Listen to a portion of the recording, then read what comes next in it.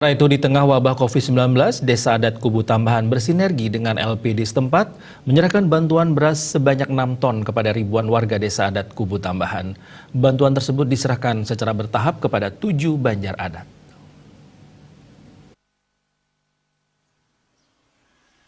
Terdapat total 1.142 warga dari 7 banjar yang menerima bantuan beras dari Desa Adat Kubu Tambahan.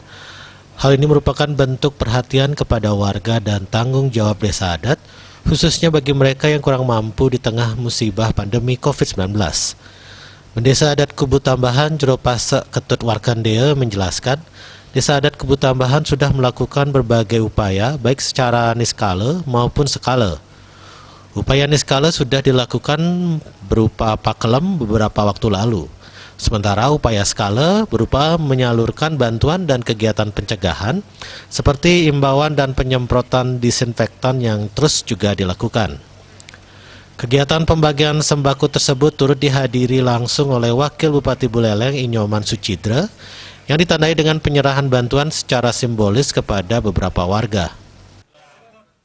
Yang sudah dilaksanakan, tetapi kami dalam rangka memberikan bantuan terhadap dampak corona ini, ya kami berupa memberikan beras.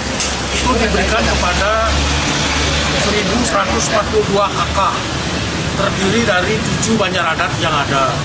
Sehingga pola penyerahannya itu bergilir masing-masing banjar, dan itu berdasarkan kupon, sehingga mengurangi adanya kerumunan. Dia hadir, datang, ngambil, pulang.